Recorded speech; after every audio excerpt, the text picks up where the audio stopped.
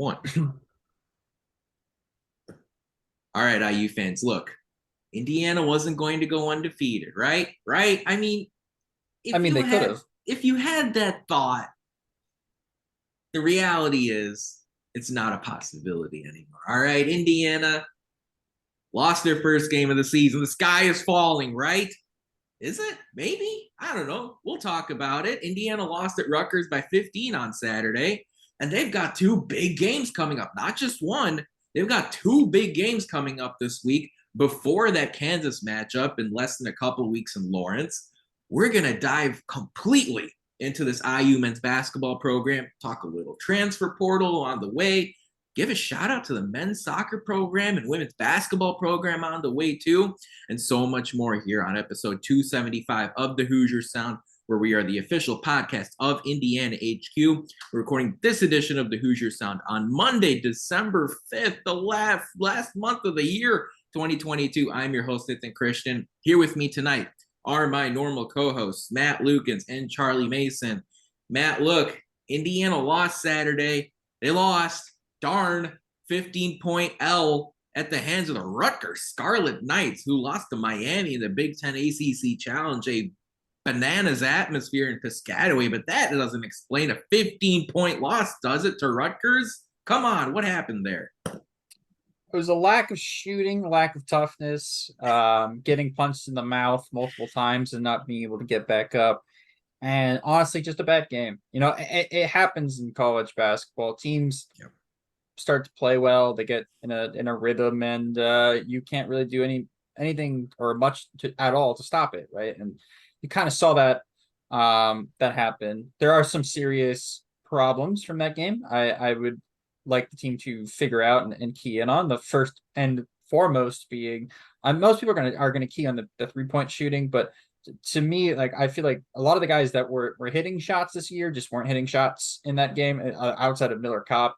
And so that's not too much of an issue. Like, I think Xavier Johnson was like 0 of 3. We didn't have Jalen Hood-Schifino. There was a lot of people that just were not hitting shots or even playing, right, that we've been used to having out there as perimeter threats. But the key to me was, I thought Race Thompson was abysmal in this game. I thought this might have been Brutal. his worst game in an IU I uniform. agree Showed no completely. fight. He could not hit an outside shot, obviously, and he's shown so far this year that that's obviously regressed from last year, when in a year in which he didn't shoot it all particularly that well either. And he just looks completely out of place. I want to assume that he is injured, because that's the only copium that I have for his And performance so he far. did take a hit earlier in the non-conference slate. He did have to Yeah. miss a part of a game because of an injury, got bloodied a little bit. Maybe that's still playing a factor. I mean, of course, that could obviously be a factor, but even still, it's kind of like, to me, it's like, bro, um, like, you got to get right. He's got to get right. You got to hold him out if he's injured. And if he's not injured, then like I really don't know what's going on, because usually as a senior you'd think he'd be one of the second best player on the team. And honestly, he might be the worst player in the starting lineup. And a lot of people were asking for Malik Renew to be put in for him, who, by the way, also had a bad game at Rutgers. But He had a you better know, game.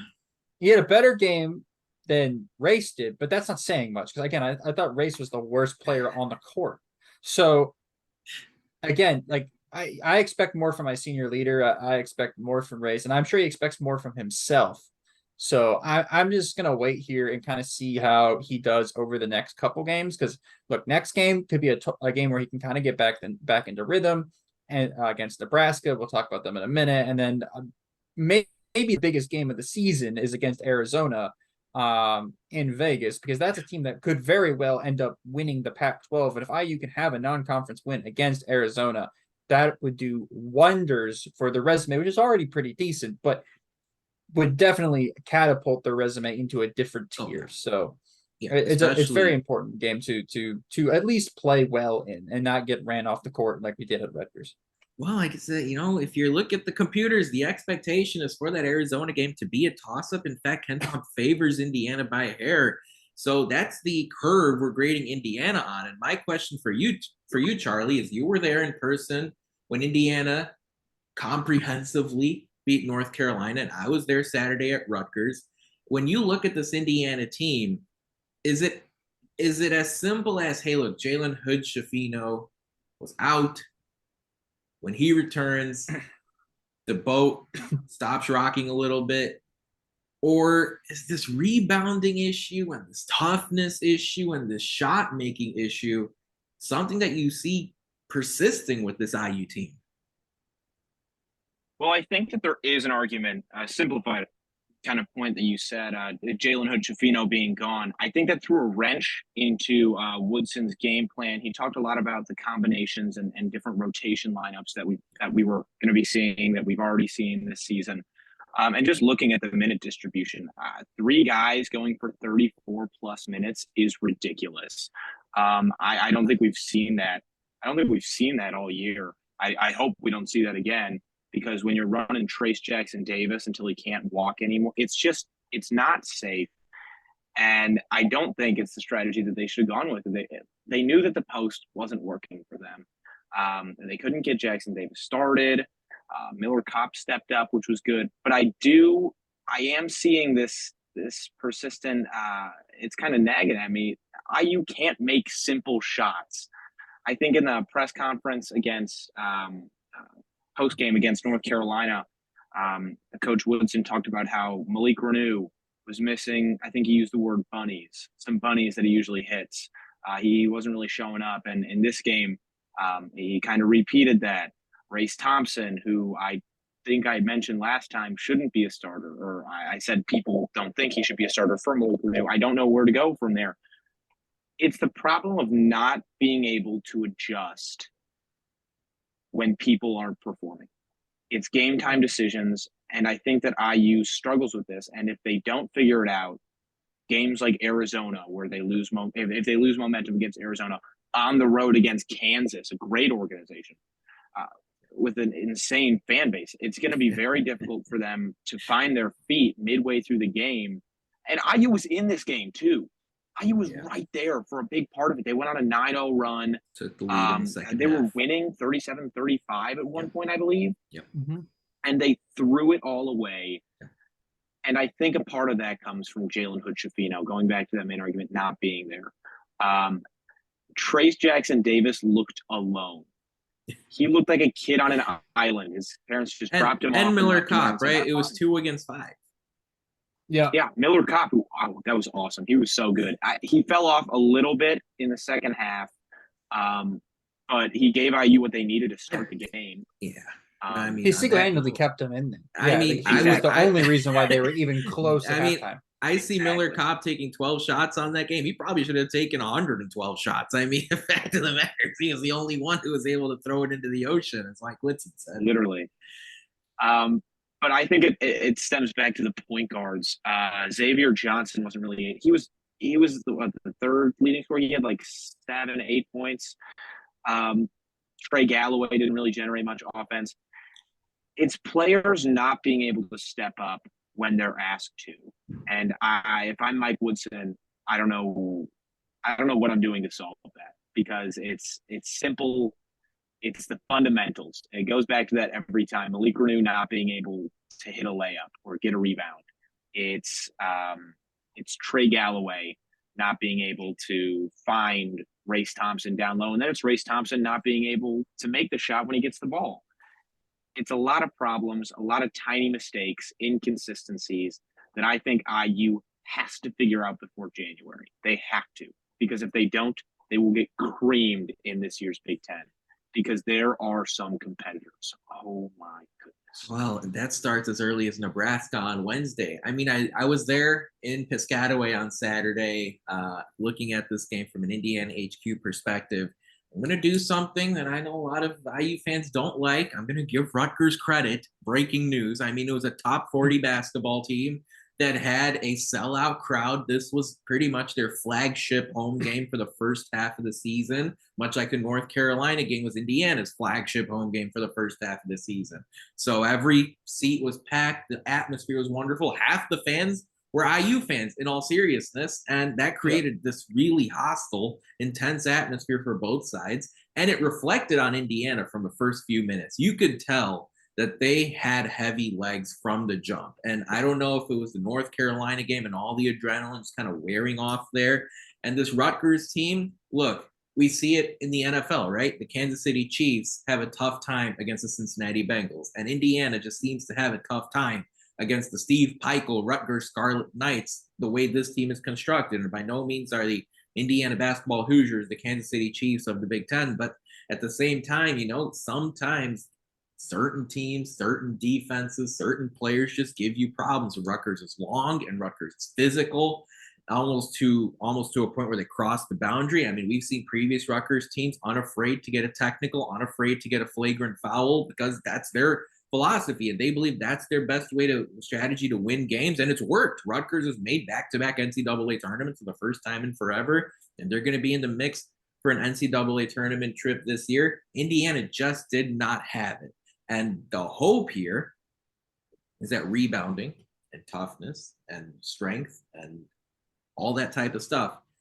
is something you improve on, right? It's not, I hear prominent people calling Indiana's loss on Saturday pathetic and an embarrassment and disgraceful and all those I mean, guys, there are 31 games and Indiana's going to lose 6, 7, 8, 9 games. I mean, also people that are calling that loss disgraceful have actually no idea how good Rutgers is. Like, no. Also, Rutgers gets Paul Mulcahy back for that game, right? Again, Indiana probably prepared for him to be back. Frankly, but I get the whole roster.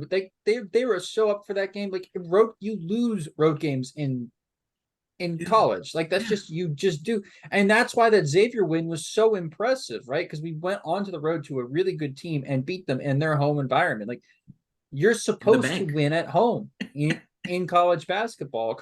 Like, this is not college football, right? This is not, you're not, the talent gap is not actually that large. And this is a very good Rutgers team that people are just completely and utterly disrespecting, honestly. Derek Simpson, I don't know where he came from. Derek, I mean, like, Fred, but like, that's the thing, is like when teams are so pumped up to play you, one, Derek Simpson was actually a pretty good recruit for Rutgers. Yes, and two, like, when you let people start making shots in games, this just happens, right? Like, to be honest, and no disrespect to Rutgers, this was like their Super Bowl. Like, having a top 10 team come in, first home game of the year against a really big opponent, like, they're up for this. Like, they were ready. And Steve Pikiell, sure as hell, gets them ready immediately for these games. And so, again, like, it's not a bad loss. And I'm like on a Big Ten podcast with a bunch of other Big Ten fans, like, no, I was surprised Indiana lost, but I'm not surprised who they lost to, right?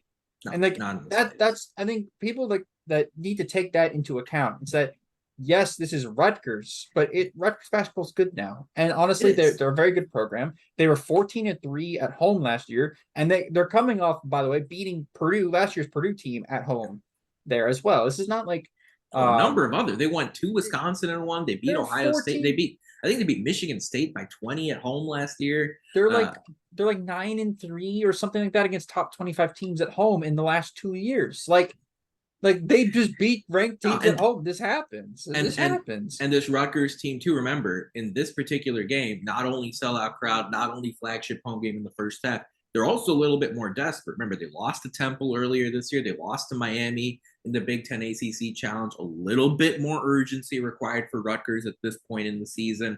So overall, Indiana, you can't teach speed, right? But you can teach rebound. You can teach toughness. That's something you can improve on over the course of the year. Get a little bit of those Big Ten games under your belt, or frankly, this Nebraska game as early as Wednesday, and that'll help you over the course of the season. Now, the shooting is something I wanted to touch on because Indiana was 1 for 16 from 3 outside of Miller Kopp. And my question to you, Charlie, is when it's Tamar Bates and when it's Xavier Johnson and when it's Jordan Geronimo, I think one of the most polarizing philosophical questions in basketball is if the shots are open, and most of those 15 misses from 3 were open, do you keep having those guys shoot the basketball, even if they're not exceptional 3-point shooters? The open shots are there. Do you keep shooting them? Do you keep asking your team to shoot them if you're Mike Woodson? With any other team, the answer is yes. But with this team, it's a no. Jordan Geronimo should not be considered a three-point perimeter threat, and he's not. Xavier Johnson, he made the one, right? The one out of the 16. Yeah, he's the one. Yeah. The one. Yeah. He's not really a shooter either. I think Tamar Bates is the only person of those three that I would be willing to open shot, open three, even though he didn't make any. Open three, I'd be like, all right, keep firing. Okay. You're young. You'll develop as a shooter. You have time. Jordan Geronimo's a big man. I understand that he's made some in the past, that he's shown that he has the ability to shoot a three. Race Thompson has also shown that ability, and look where he is right now. It's just three-point shooting has been such a difficult area for this IU basketball team. And when nobody other than Miller Kopp is stepping up, it's very difficult to find an answer. Because Miller Kopp might have had 21 points, but he also probably gave up the equivalent of 21 points, probably more on defense. He's not an incredibly talented, well-rounded I thought he was fine player. Defensively, frankly, on Saturday. I thought he brought it on both ends Saturday, unlike most of his teammates. But like usually, if you're looking at Miller Kopp, he's like of the starting lineup, he's probably one of the weaker on the defensive end, in my opinion. So it's difficult to put guys in strictly for three-point shooting, and Mike Woodson's figured that out. So he's now relying on people who are not, orthodox three-point shooters. Tamar Bates is known for that pull-up jumper. I think that's what I know him for, is just seeing him drive down, the energy he has, hitting a pull-up jumper, or just, I don't know, the athleticism to get to the rim. Same with Xavier Johnson. And Jordan Geronimo is the alley-oop guy in my mind. He comes in when IU needs some energy, when Race Thompson isn't cutting it, and they need somebody down low to kind of boost up and help Trace Jackson Davis. So I don't think that IU has a true three-point threat outside of Miller Kopp. And if I'm Mike Woodson, it's a tough question to answer. So Charlie, you're saying Tamar Bates, keep shooting them. Trey Galloway, Xavier Johnson, Geronimo, Race Thompson. Let's hold back. Matt, I completely disagree. I could not disagree more. In fact, I just think Charlie, you're just wrong. I think this team does need to continue taking outside shots. I think that's like actually the one thing they do need to do again. And I think that's Charlie, you didn't watch a ton of the Archie Miller era. I was there. Like, these guys were afraid to shoot the ball at all times when they were open. And it really caused us problems on offense because teams knew that they just weren't going to shoot the ball when they touched the ball. It's not that they can make the shot. It's the fact that they could take the shot that allows defenses just a second of hesitation, right? Because defenses did not have that against Archie Miller teams, right? There was no way teams were going to guard Jordan Geronimo out of the 3-point line. Trey Galloway was not going to get guarded at the 3-point line. They did have to guard Evan Fitzner. They did, but they didn't though. Evan Fitzner was terrible, right? So weeks. Shout out Evan Fitzner. Well, that's my point, is that like I'm saying they should keep shooting threes, but not the right guys. The guys no. But that's the thing. I don't care if Race Thompson takes 3-pointers. I don't care if Jordan Geronimo takes 3-pointers. Like, I think that keeps teams honest, and I've seen them be able to make it before. Yes, they're not making it right now, but the more you shoot, the more likely one of them is eventually going to go in, right? And so again, and then also on top of that, people forget that I should, in theory, be a good rebounding team. Like, our guards rebound well for guards, and Trace Jackson Davis should be a very good rebounder. So again, you should be seeing IU get second chance opportunities because of these 3-point shots. Again, long shots equal long rebounds, which are harder to rebound for teams that are on defense. So I would really like to see the team continue to take outside shots. Now, do I want them to take 25 shots a game?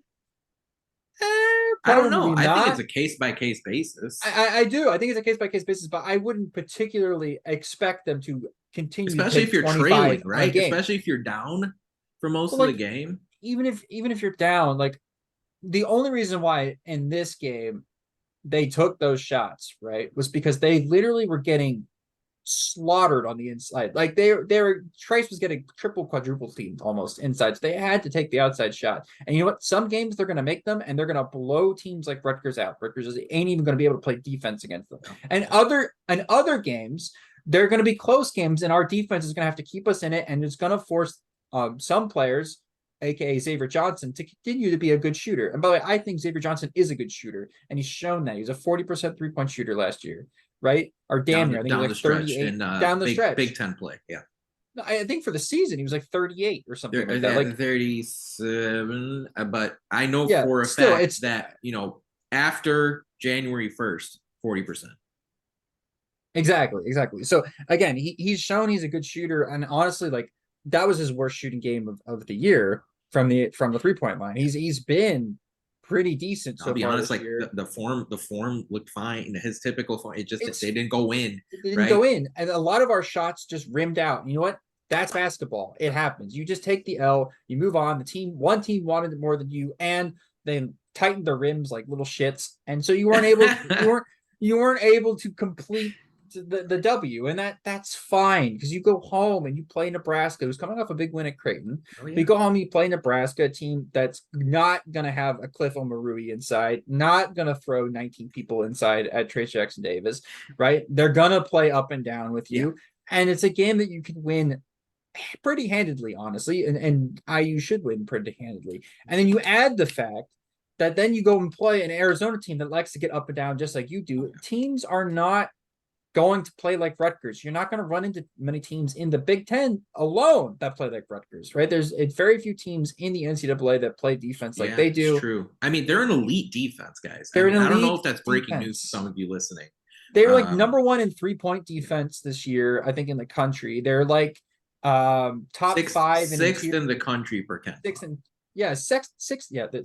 Sixth in the country in defense per KenPom. Like that's like incredible defense, right? That you're playing against. You just tip your hat and go, okay, it's fine. They made a few shots more than us. They were able to do a little bit more on offense. Maybe our defense could have been a little bit better, but you know what? It's fine. It's not the end of the world. It's a game that everybody looked out on the schedule and said that's going to be a rough game. I mean, I had Indiana losing this game. Not the end of the world, right? Right? I mean, exactly. You guys can You go were back right. and listen. I mean, You were right. I just thought, right. and you add into the fact that Indiana's flight reportedly got delayed into the Piscataway area on Friday night, Saturday morning. You put all these factors into play. At the end of the day, it was always going to be a tough matchup. Look, as casting the tie-breaking vote here, I said this was going to be a polarizing topic. I would continue to lean into shooting the open shots. I think that's what unlocks the 80-point upside that this Indiana team has, and there are going to be bad days in the office like this one. That's also, but not to interrupt you, but like that's also how you develop players, right? Is allowing them to take opportunities in game. That's the problem under Archie Miller. We didn't see a lot of development, especially in shooting, because he didn't want people that couldn't shoot to shoot. Right? The only way you learn how to shoot is by actually shooting the basketball. I'm sorry. That's just how it works. And you can't do it apprehensively. You can't do it hesitating. You've got to have peace of mind, clarity of mind. The shot is open in the corner. The shot is open on the wing. You take them. And even if it means you hit 30%, I think that's a plus move as far as a process over the course of the season. Now, before we make it sound like the season's ending, I do want to point out that if you asked me before the game, would you trade an Indiana loss for an exceptional Miller Kopp performance? I would take Kopp playing well.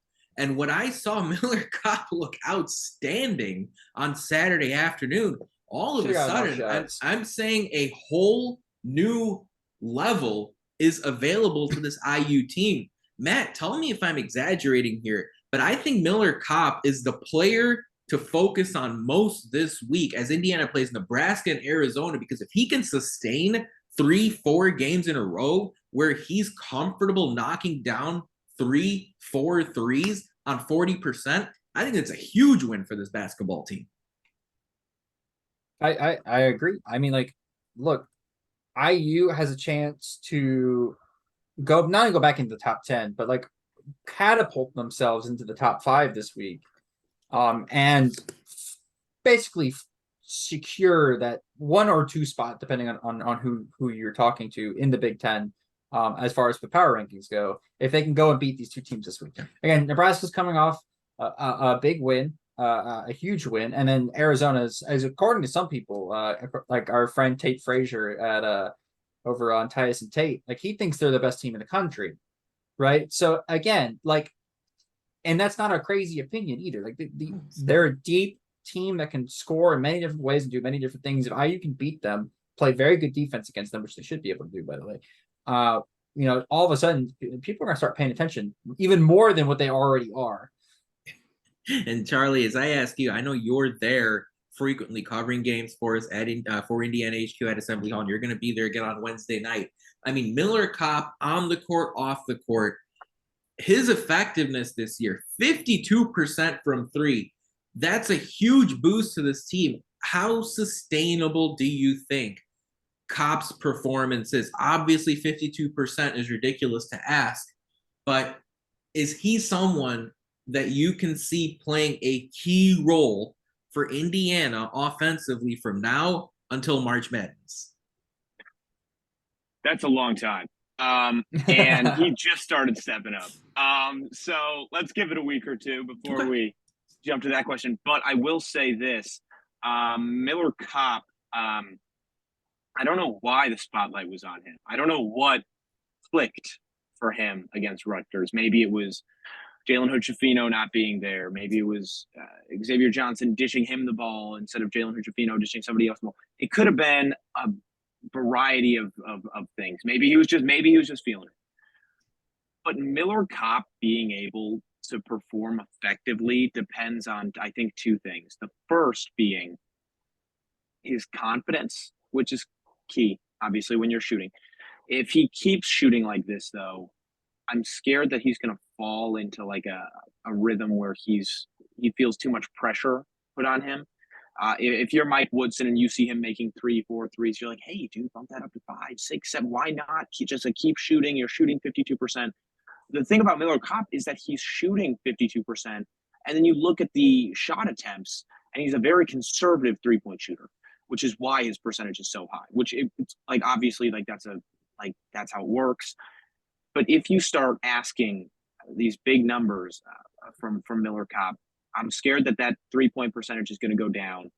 People are going to start looking at the numbers. Mike Woodson might start looking at those numbers and saying, hey, you just went from 52 to 32 in like 2 weeks. We gave you an opportunity. You didn't live up to the standards. We're going to start pulling it back a little bit, start being more of a role player. So I think number one, confidence. If he can if he can get out of his own head and keep shooting, I think he's obviously the number 1 3-point shooter on the team. If he can get behind himself, that's number 1. Number 2, I think it's his ability to his endurance, his ability to play through 2-3 games a week, scoring more than 10 points. If he can show IU that he can score more than 10 points in 3 consecutive games, I think that's a win for this IU team because we haven't seen him do that all year. And I think that unlocking him as a new threat, not a new threat, but kind of an untapped threat, IU is going to become very dangerous from the perimeter. He's a good player. He's a good shooter, good player. And I think it's the endurance. He played 34 minutes. I love it. Against Rutgers. I mean, show it. Give it to me. That was awesome. So if he can, obviously, I hope he's not going to be asked to do that again in the next couple of games. I hope that IU's deep enough that they can substitute and work around him. But if he's asked to do that again, playing 30-plus minutes, scoring 20-plus points, if he can do that and endure and continue to perform, I think that IU has an extremely special player. And I don't think the Big Ten or any of these big teams that we're coming up against are going to be ready for him. No, I agree. And hey, even off the one game alone, Fred Hoiberg has the game plan for Miller Kopp for Wednesday, and Tommy Lloyd's got a game plan for Miller Kopp on Saturday. That helps Indiana even to some degree. Look, Miller Kopp is a 37% career 3-point shooter. I'm okay. If you give me right now 37% for Miller Kopp, I'll take it if he's taking 6 threes a game. I mean, look, if he's going to unlock a whole new level for your offense, Give me that upside, especially given that if you look around the team, and if you're around the team like all three of us are, the Indiana players have a lot of respect for Miller Kopp. They look to Miller Kopp, on-court, off-court leadership, and for him to be an effective shooter from the perimeter, I think that's going to open some of that space inside in future games. You didn't get that against Rutgers, but I think that could open up some space inside in future games. So I'm looking to see how this tracks over the course of the next few months, but especially these couple of games this week. And we're going to dive into Nebraska and Arizona in just a sec. Don't go anywhere. Don't fast forward past this part, because it's time for Who Won the Week this past week in IU sports, and who would be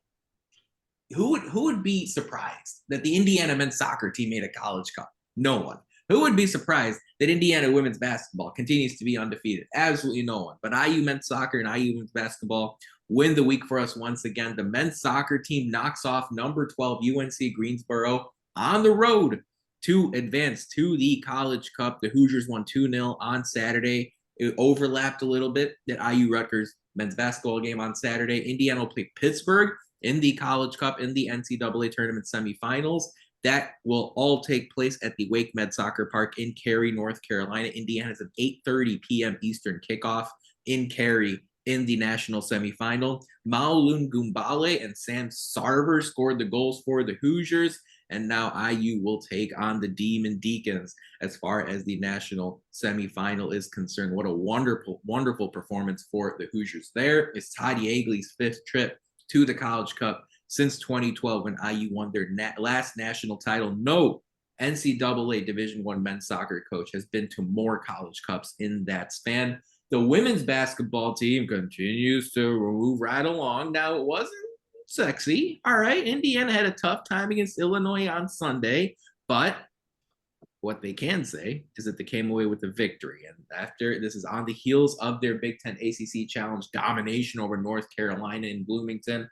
I saw the Assembly Hall pictures. We had, Indiana fans really showed up. There's still room for improvement, but Indiana fans really showed up for that IU North Carolina game, as well as the IU Illinois game on Sunday. You love to see that environment for a team that is now number 4 in the country, 2 spots ahead of the University of Connecticut. Gino Oriema's crew is looking up at Terry Morin's Indiana Hoosiers right now, as IU is number 4 in the country. Can't wait to see how this team does over the course of the rest of the season. Folks, a reminder, if you'd like to follow us, all you have to do is find us at Indiana HQ, as well as at the Hoosier Sound on Twitter, Facebook, and YouTube. Matt, on Instagram, we're not Indiana HQ, but what are we? Indiana.HQ. Exactly. And that's where you can find us, folks. If you have the opportunity, leave us a review, tell a friend, share our links. That kind of support really helps us grow this podcast and reach more passionate IU fans such as yourself. That really does mean a lot.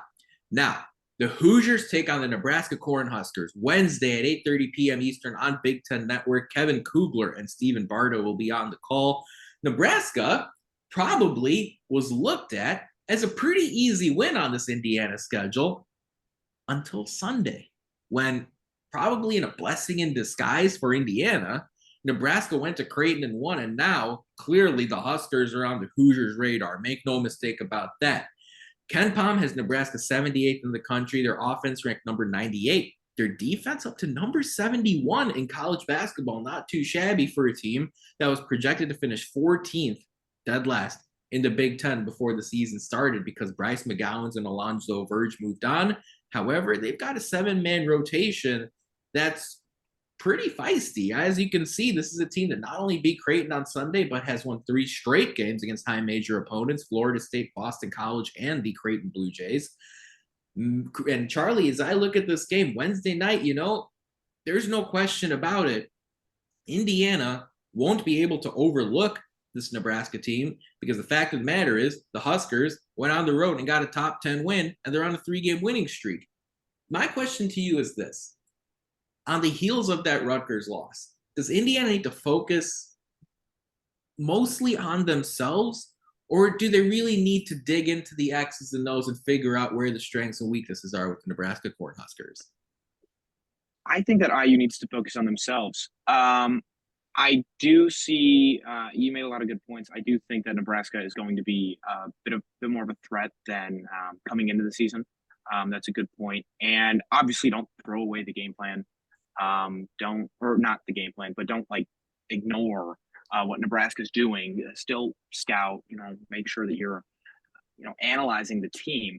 But I think this is a great opportunity for IU back in Assembly Hall after a loss on the road against a team that was very feisty in a very hostile environment. Like you said, I think that IU has an opportunity that I don't think a lot of teams have to beat UNC, lose on the road at Rutgers, and then come home and play a team that a lot of people doubted early on, but has shown and proven themselves.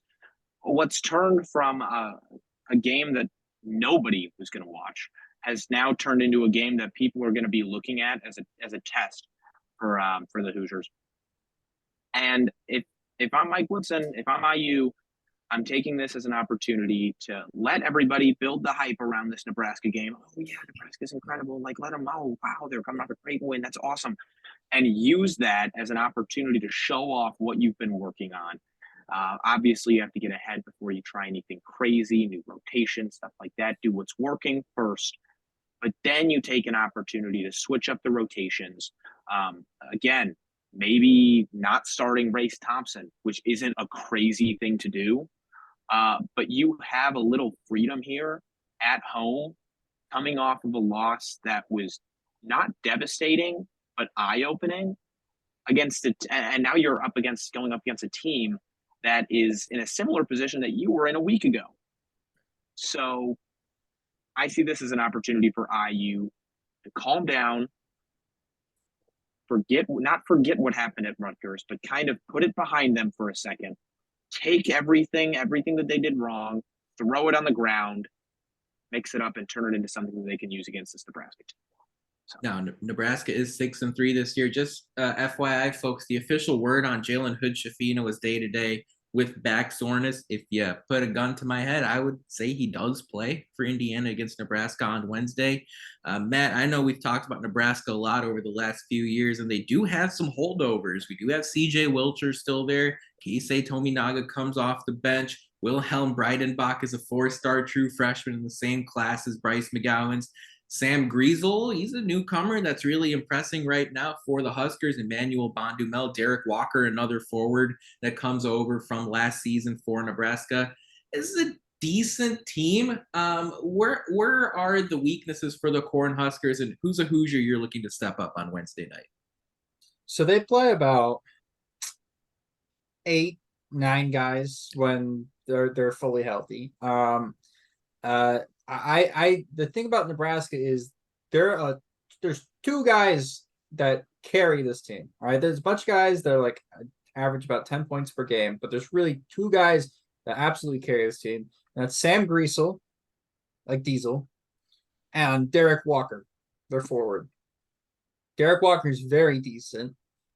He's just a do everything forward for them. And then Sam Griesel is a weird player, but he's fun. Like, he's a weird, fun player. He transferred in from South Dakota State, where he took the Jackrabbits to multiple NCAA tournaments, being one of their better players. He returns home. He's from Lincoln. He's a born and bred Husker. So he returns home to play for them. He's more of a back to your basket guard. Very interesting. Almost kind of similar to what Hunter Molinado did for Wyoming in last year's tournament, except he's a bit smaller than Hunter Molinado. He can handle the ball a little more. He can shoot from the outside a bit more than Hunter could. But he likes to play back to the basket, and he's more of a creator. He's back to the basket instead of a scorer. Very interesting, very fun to watch from a neutral party. That said, Indiana should be able to handedly win this game due to the fact that Indiana's ball pressure has been fantastic so far this year outside of the Rutgers game, in which they're missing Jalen Hood-Schifino. So I would like to see, obviously, Jalen Hood-Schifino back. I don't know if that counts as somebody stepping up, but I would like to see him back. Sure. And the second thing is, Trey's had an awful game against Rutgers, so ended up with a double-double, but didn't play very well again. That's due to Rutgers throwing everybody in the paint at him. Nebraska won't do that. I would bet money that that's not what's going to happen in Assembly Hall on Wednesday night. So again, I'd like to see Trey's kind of get back to his ways of taking guys one-on-one, busting through double teams, passing out of the post, getting it to the likes of Miller Kopp and Xavier Johnson and Jalen Hood-Schifino in the wing for three, or whoever's out there on the court. I want to see Trace go back to being a dominating player. He didn't dominate that game against Rutgers because he didn't have the opportunity to do so, but he will against a forward like Derek Walker and Juwan Gary and Wilhelm Breidenbach against Rutgers on Wednesday, or Nebraska on Wednesday.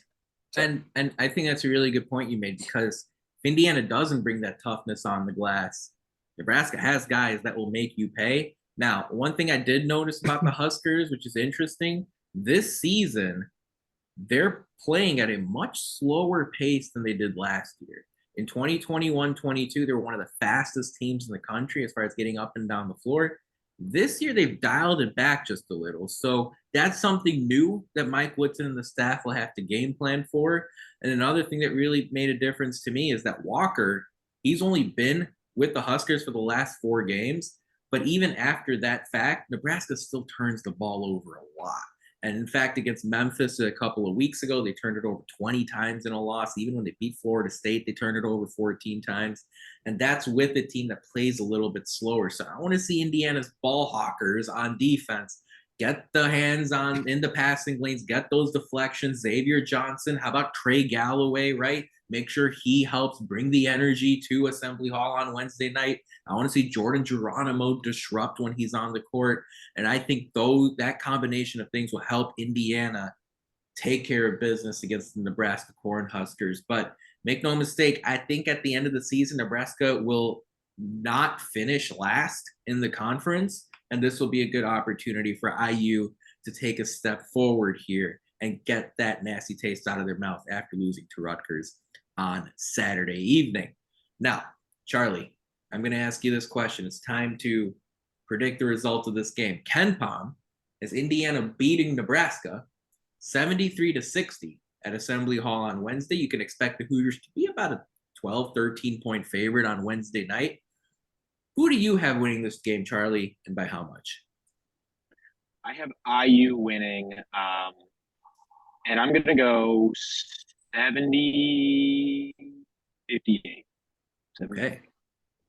70-58, a 12-point win in front of the home crowd. Do you have anyone in particular that you think will be the player of the game for Indiana on Wednesday night? I think Trace Jackson Davis is going to dominate down low. But besides him, I'd like to see Miller Kopp step up again. I think that'd be cool. So Miller Kopp, if you're listening, if you want to put on the show, feel free. Wonderful. I love that prediction. On Matt, on your end, look, as we said, Indiana's projected to win by 13 on Wednesday night over Nebraska, a team that won by 10 at Creighton. Who do you have winning this game, by how much? IU, I think, wins this game. I don't think that's very controversial to say. I'm gonna have them winning this like 75-58. Like I think it's gonna be like an 18-point win, and I have a feeling the Hoosiers are gonna be mad about the performance of Rutgers, so they'll come out and probably dominate Nebraska from the get-go. I think that IU matches up very well against Nebraska and what they try to do. So again, I can totally see IU pulling away from this one, and I think it'll be a very comfortable win. That being said, if you know the Rutgers or if Nebraska continues to play like they did against Creighton, I will be a little bit scared. However, Creighton could hit the broadside of a barn in that game. So, and that's but two games in a row. What's interesting is though neither could Nebraska. I mean, Nebraska in that game shot 3 of 12. Creighton shot 10 of 40 from 3. I mean, it's weird. Yeah, I mean, but like, I don't know. But like that's yeah. No, it was bad. Yeah. So again, Creighton shoots threes. That's their MO. When it's not going in, they don't play defense well enough for them to, beat teams. And the last 2 games for Creighton have shown that. Again, they went and played Texas in Texas and shot abysmally there. And then they also against Nebraska, they were terrible from the outside. And again, like I don't expect Creighton to look like that every single game. I think Nebraska got very lucky that they played Creighton at the time in which they did. But sometimes you need some good luck. And there's a Ken Palm luck index for that. So again, congrats to Nebraska for that win. But I hopefully the Hoosiers won't be shooting like that. But for me, people need to step up. Trace I've already talked about. But I think Xavier Johnson needs to go back and have a good game. He did not have a good game against Rutgers through basically no fault of his own. He wasn't getting much help at all from any of his guys down low. So I would like to see Xavier Johnson come out and dominate and show why he's the best point guard in the Big Ten. And as I look at this game, I do have Indiana winning again.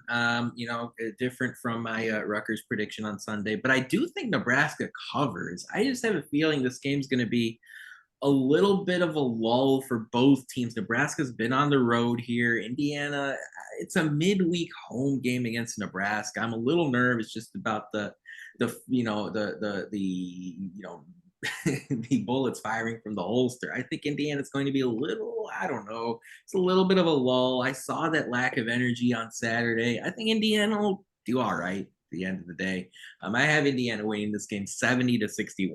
I think that's going to be the final score here in Bloomington. Indiana will get the win, and they'll have some things to improve on before they take on the Arizona Wildcats Saturday in Vegas. We're going to break that game down in just a second, but first it's time for a social media shout out where, folks, as far as IU football is concerned, we've seen a number of players put their name in the transfer portal. I think the big ones that folks are most annoyed about, frustrated about, AJ Barton, the tight end, but mostly Deshaun McCullough, the true freshman pass rusher from Bloomington, who decided after the season he wanted to explore his options, put his name in the portal after a season where he tallied 4.5 sacks for the Hoosiers. McCullough will be one of the most prized players in the transfer portal now, as you see a lot of national champion contending teams try to ask him to play for their squad, including, in all likelihood, Notre Dame, where his dad, DeLand, is the running backs coach in South Bend. So looking forward to seeing how that plays out. The writing was on the wall for a lot of these players.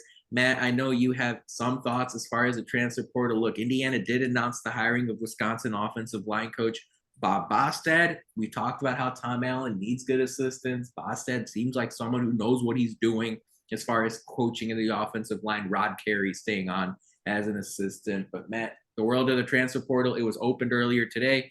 And unofficially, I think 8 million players have thrown their name in the hat.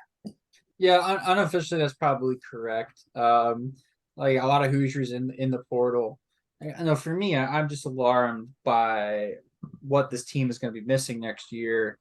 I know, of course, there could be some good news come out of the transfer portal. There's always the door open for that. But with Sean McCullough leaving, that's the top 13 tacklers from the 110th ranked defense leaving, which to some people would be like, oh, that means that we can replace that with people that would be better.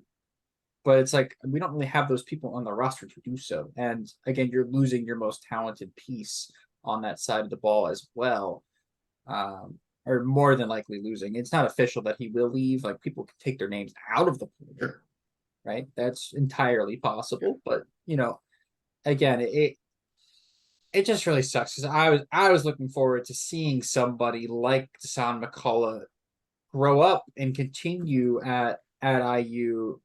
Through his 4 years, we haven't had a edge rusher of his talent come through the program, maybe ever, right? And so again, like having somebody like that be on your team and in your program for multiple years could be a game changer. It sucks that he's leaving, but like I don't blame him either. I saw reports earlier of I'm not sure that Notre Dame is the front runner for him because I saw the likes of Oklahoma reaching out. I saw the likes of Michigan reaching out. Like he's gonna get to choose where he wants to go. If it'd be a huge recruiting win if Tom Allen can somehow convince him to stay. I don't expect that to happen though. And honestly, I'm hearing Tom Allen's name dropped for multiple jobs now. So I'm not sure if it's IU fishing for a new coach that people are expecting Tom Allen to be fired and leave, or if it's Tom Allen's agent fishing around to hopefully get an extension. I don't know what it is, but I'm hearing rumors of Tom Allen's name being placed at the USF job, possibly the Louisville job. Like these are honestly things that are a bit disconcerting if you're the program. You don't want to exactly lose your head coach to another program without having a say in it again. And so I would hope that the athletic staff and athletic department have a game plan for just in case Tom Allen decides to jump ship. I don't expect him to, but again, it's 2022 in college football. It's more than ever a business. It already was, but now it's legit just the NFL with some funky rules. And so again, you're looking at possibly hiring a new coach off season, completely replacing a defense, we already found a new offensive line coach. Like there is a lot going on for this program this season, and there's a lot of moving parts. Yeah, a lot of moving parts. Now, on that note, you look at Tom Allen, he's linked to Liberty opening. I did see South Florida's job got filled. Florida Atlantic possibly could be an option. Indiana is going to add players to the transfer portal also. They've already been linked to Georgia Tech quarterback Jeff Sims, as well as Wisconsin guard Michael Furtney. Of course, Wisconsin, right? Offensive line coach, and the Hoosiers actually recruited Furtney in his high school recruitment. So potential possibilities there for Indiana. Again, it's going to be an off season of turnover when you go 4-8 on the heels of a 2-10 season. Not exactly breaking news. Folks, a reminder, if you'd like to subscribe to our podcast for free, all you have to do is search for The Hoosier Sound wherever you listen to podcasts. And a reminder, stay up to date with all of our information by following us on Twitter, Facebook, YouTube, you name it, at Indiana HQ, as well as The Hoosier Sound. I did see Dexter Williams going in for surgery tomorrow. We're all hoping for the best news with him. You can find Dexter at Dex5Will on Twitter. Indiana will be hoping for really good news as far as Dexter Williams' surgery is concerned. Folks, we still have plenty coming your way here Saturday night, Eastern time, Saturday evening. Out in Vegas, Indiana will take on Arizona at the MGM Grand. The Wildcats are number 16 in KenPom, but they're number 10 in the AP poll. Indiana is number 10 in KenPom, but number 14 in the AP poll. Makes sense of that. The Wildcats will be fully rested ahead of Saturday, but this is a team that swept the Maui Invitational on the way to their title, also beating Creighton. But the Wildcats dropped in the polls after their loss at Utah on December 1st by a whopping 15 points. They did bounce back, beating Cal by 13 over the weekend. Tommy Lloyd, the worst team in basketball, but that's besides the point. They're kind of an irrelevant university as far as high major stuff is concerned. It is the first ever matchup between Indiana and Arizona. I can't believe that's truth, but it is. Tommy Lloyd is in his second season coaching Arizona. He's 40-5 in his career. Yeah, 40-5, not a misprint. AP and Pac-12 Coach of the Year last year. A sad loss to Houston in the Sweet 16, where they just didn't have it, even with Benedict Mathurin, Christian Coloco, and Dalen Terry on their roster. But they're back and rolling along this year, except for that one game against the Utes. Arizona has the third ranked offense in KenPom this year. They're 59th defense, though, and they play at the fastest tempo in college basketball. Charlie, this should be a fun game. There should be a lot of points scored for both teams, assuming health and prosperity going into this contest Saturday. What are you looking forward to as Indiana takes on Arizona on Fox? That should be a good one. I'm excited to see the amount of turnovers that are tallied up at the end of the day, because I think it's going to be a very high number. I think IU is going to have more than Arizona because Xavier Johnson is I think he's going to match kind of Arizona's energy. He's going to be like, oh, this is totally my speed. He's going to get carried away, might lose a couple here and there. I'm most excited for seeing this IU team against a real powerhouse for the first time this season. UNC was, I don't know if UNC is a powerhouse right now, if that makes sense. There's an argument for yes, there's an argument for no. The team that IU played last week was not a crazy powerhouse from what I saw. It wasn't a crazy powerhouse. I think Arizona, however, I think these two teams are so similar. It's incredible. Just the statistic coming off of 15-point losses, I think that's enough. But I think both of them kind of had a reset. They're going to have an opportunity to play somebody. Does Arizona play somebody before IU? Nope. They are scot-free until they play us Saturday. That changes things a little bit. So I think, I don't know, I'm just excited to see what IU has to bring to the table in terms of slowing the tempo down. While I think it's important to play with high intensity and energy, I think you can still do that without running up and down the court 6 times in a minute. So I think that if IU can control the game and make Arizona play at their level, dominate the post, and also look for Jalen Hood-Schifino. Hopefully he's all right by that point. But unlocking that Tamar Bates and Jalen Hood-Schifino elbow shot, I think just getting pull-up jumpers and slowing down the rhythm by finding Trace Jackson-Davis down low, finding hopefully Race Thompson, hopefully Malik Renew down low for shots that they can make, setting themselves up for success. But I think what I'm looking forward to most is how Mike Woodson approaches the fast-paced nature of this Arizona team. So, yeah, looking forward to that. Matt, this is an Arizona team jam-packed with talent. Kirk Kriisa, Courtney Ramey comes over from Texas, Azuolas Tubelis, Familiar name. Pele Larson, Umar Ballo. This is a rock-solid starting lineup. It's kind of a 6-7 man rotation in all seriousness. Who are you looking to step up for Indiana, and what sort of things are you looking forward to as far as this IU Arizona matchup on Saturday? Yeah, they go basically 8 deep, depending on how much foul trouble Tubelis and Ballo are in. But they go 7 or 8 deep. They're a very, very fun team to watch. From neutral party, they play really good offense. Tubelis just does everything. He's a great shooter. He's got that mid-range jumper. He's good in the post. Ballo is just a dominant physical big man, who has honestly improved tremendously this year. A lot of Arizona fans were very excited about how well he's been playing this year. He's a bit of a surprise for them. And the most part, Kirk Kriisa was one of the better players in college basketball last year that people really didn't get to see because again he plays games with the West Coast for Arizona. And then Courtney Ramey is a familiar face. We've seen Courtney Ramey before. We saw him last year in Hawaii against Texas. Saw him 2 years ago in the 2 Maui years ago Invitational in in Maui, North Carolina. In North Carolina. Sorry, I forgot.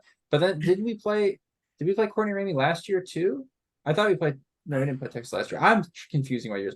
Anyway, we saw him in Archie Miller's last year, 2 years ago. So again, that's a familiar face. So this is a very good Arizona team. However, they can be picked on defensively. Courtney Ramey is basically their best defender. Perimeter defender. Omar Ballo is a very good inside defender. But other than that, their 2 European guards / forwards, Kriisa and Tubelis, can be taken advantage of defensively. And then I'm forgetting who else is in their starting lineup, but Pele Larson. Pele Larson talked about him, and that's I think that's the other guy we haven't talked about yet.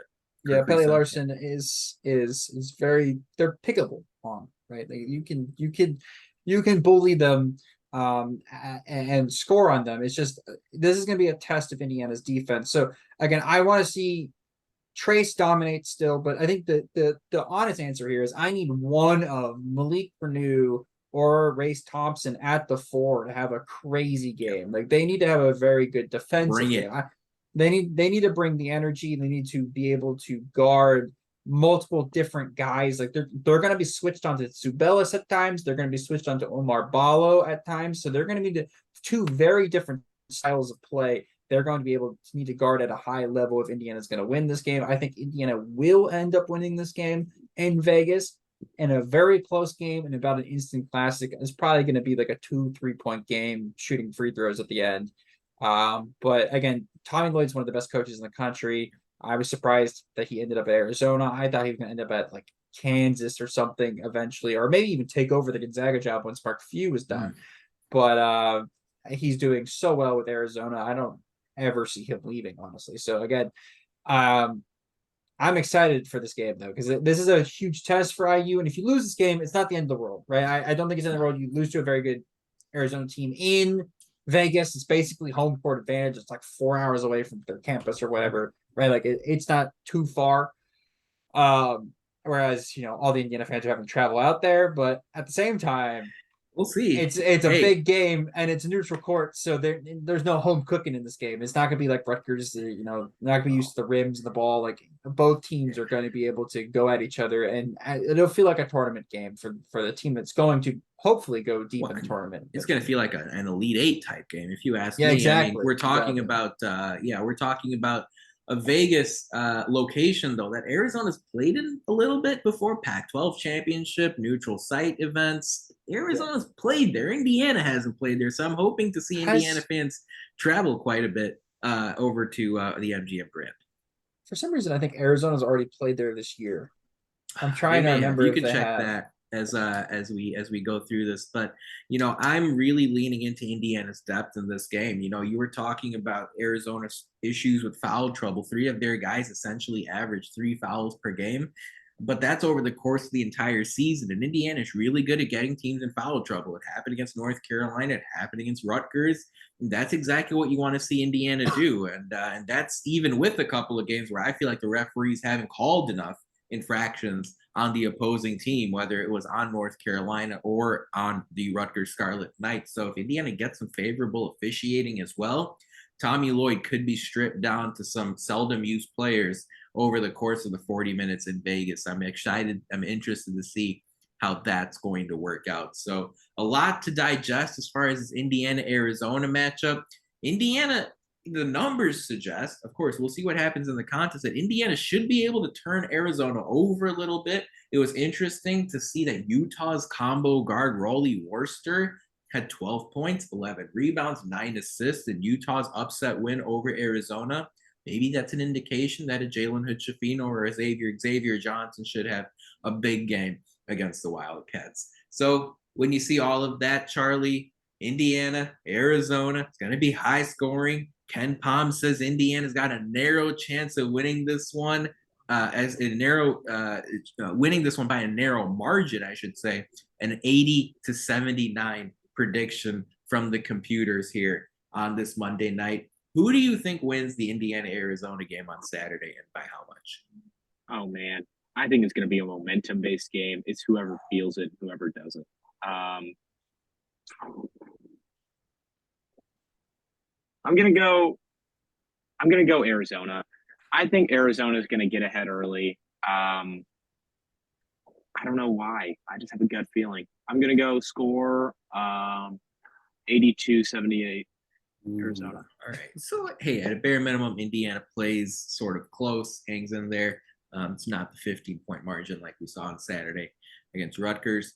Matt, once again, Ken Pom has it 80-79. Indiana, who do you think wins this game and by how much? Well, the key to this game that I didn't mention before, and it's a statistical note, is that Arizona has won every single game this year outside of one. And the one game that they didn't win, they scored less than 80 points. Every other game, they have scored 80-plus points. So again, it's on Indiana's defense to keep them in the 70s. So I think Charlie's dead on. 80-79 would be the correct score for a win for Arizona, because again, they got to 80. So I predicted Indiana win. I predicted a close win. I predicted a very close game. I think it's 79-77. IU, they will keep Arizona from getting to 80. IU themselves won't get to 80. But again, teams can score on them. They've been in plenty of games where it's 100 to like 80. They're a fun team to watch. They play a fun style of basketball. It reminds me of the really good Tom Crean teams, where it's kind of like they are willing to shoot. They're willing to run with anybody. They don't care if you're going to score, because they're just going to come down and score themselves. We eventually ran Tom Crean out of town because he eventually started recruiting players that couldn't do that. But the great Tom Crean teams were able to do that. They're really fun to watch, and I'm excited to kind of see what those two styles, Mike Woodson's defense first and playing through the post versus, playing through your guards and really shooting the ball well and sharing the basketball and going fast and outscoring your opponents. Those two styles kind of clash in Vegas on Saturday. Yeah, I think Indiana's going to win this one on Saturday, and I think it's going to be by more than one possession. I think Indiana's depth, I should say here, is going to make a big difference in this game. And assuming Jalen Hood-Schifino is available, I think one or two players on Arizona will fall into some foul trouble. I think Arizona is going to, be a little surprised by the strength in numbers that Indiana does possess. And I think that's going to make a difference at the grand scheme of things. I think IU cracks 90 in this one on Saturday. I think Indiana wins 91-84. I think it's going to be high scoring. I would take the over, as you guys can hear. I think it's going to be a big atmosphere. I think Indiana is going to be chomping at the bit to deliver in a big game coming off the heels of what happened in Rutgers, except unlike the Nebraska game, I don't know if that adrenaline push will be there on Wednesday. It will certainly be there on Saturday against the Arizona Wildcats. So hope I don't look like I have egg on my face when we do this again next week. Two of us have Indiana coming away with a big win on Saturday. Guys, going to wrap it up here. Charlie, as we wind down on this Monday night, what are your final thoughts here as far as Indiana basketball? Look, did take one in the chin on Saturday, but overall 7-1, number 14 in the country. I think that IU, and a lot of people are going to be talking about it now, they lost. Oh, IU has flaws. IU has problems. They have things they need to work on. We knew that. This just gave us a spotlight to see those things and see what needs to be improved. And I think up until this point, IU's kind of been getting away with a lot of these mistakes because they haven't been playing top-tier teams. Not that Rutgers is a pretty good team. They're a really good team. But now that after that UNC win, were in the hot seat. Now they're getting yelled at. They're being told, "Oh, wait, this is wrong. This is wrong." So now they're going to be forced to make those changes. And so I'm excited to see how they do that. Sounds good, Matt. How about you? Any closing thoughts to wrap up on this December 5th episode? Football program's a disaster. But that's not changed since game 3. Honestly, since before the season. So again, that's not news to anybody that follows IU football. Basketball, it's fine. Women's basketball is kicking butt. I'm excited to see them play. They're a really fun watch. And again, like with Grace Berger out, the team is still winning games and winning big games as well. So lots to see from Terry Morin and her team coming up. And then the men's team, a lot of stuff going right in IU sports. It just feels like with how bad the football team has been that nothing is going right. And coming off the loss at Rutgers, I think we have a lot to be thankful for as IU fans. And I'm excited to kind of see how this week transpires. Though it could go terribly wrong. Everybody could lose games, and then we drop out of the Final Four. And then I'll say something different on the next podcast. But so far so good this year in IU sports, even with how bad IU football is. Yeah, men's even IU football pulled off the win at Michigan State at the end of the season there. And I don't know if you should be proud of that. I'll take it, baby. Money in the bank. We saw what Dexter Williams is capable of. Of course, we're having our fingers crossed as far as his surgery is concerned. We talked about women's basketball, men's soccer in the College Cup. As far as men's basketball, I mean, sometimes guys just tip your cap to the other team. And Rutgers is a top 40 basketball team, and they're going to be in the NCAA tournament, if you ask me. And they had an outstanding atmosphere. This was not the same atmosphere as you may have seen in previous years in Piscataway. They were ready to rock and roll. I mean, it wasn't quite, I would say it wasn't quite Mackey or Breslin, but it was right there. I mean, it was just one notch below that. And it was an awesome crowd Saturday, and that got to Indiana. The season's 30 plus games long. And hey, if you want to take a note of something, I mean, the 2 finalists last year, North Carolina was terrible until February, and Kansas lost to Dayton on a neutral site, and they thought the sky was falling there. So look, these types of games happen. Arizona went to Utah and lost by double digits as well. even keel here. Indiana has got to be ready to bounce back, show some toughness, and get 2 wins this week. I can't wait to see how the Hoosiers play over the course of these next couple games. But that about wraps it up for our 275th show of the Hoosier Sound. Thank you so much for joining us. To hear more fantastic episodes like the one you heard today, be sure to follow us at Indiana HQ and at the Hoosier Sound to make sure you don't miss any in the future. You can also go to our website, indianahq.com, to find it all in one place. But as always, thank you for listening, Hoosier Nation, and we will see you next time. Peace and love. Go Hoosiers.